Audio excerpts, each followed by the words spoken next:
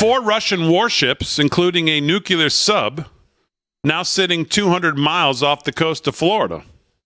This out today in the New York Post, something that's actually readable. The New York Post.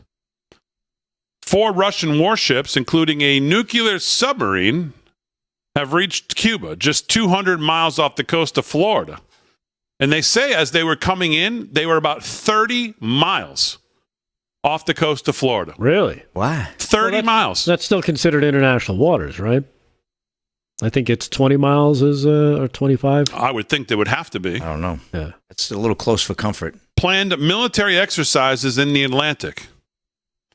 The fleet, made up of a nuclear-powered submarine, an oil tanker, a rescue tug, arrived in Havana Bay on Wednesday, welcomed by a 21-cannon salute from Cuba.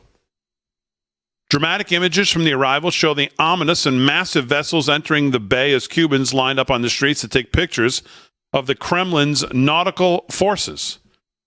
Now, of course, they're all going to say, well, this is, there's no nukes on board, and this is just for all good things, and this is just for exercises, and this is just...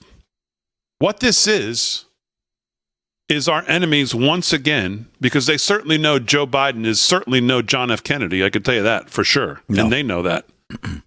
This is just once again the absolute weakness that is projected by this White House being noticed and taking advantage of from every one of our enemies all over the world. Saber rattling as much as they can. Kicking up dust as much as they can in all parts of the world, even on our own back doorstep.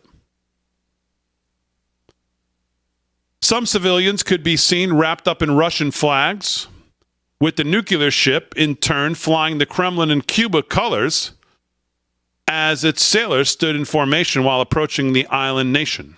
The sub in Cuba was identified as the Kazan, a Yazan-class nuclear-powered cruise missile submarine. While the submarine is typically equipped with hypersonic missiles, according to Russian government news agency TASS, well, of course we're going to believe them, right? Of course. It's unclear whether the Kazan is currently armed with such weaponry.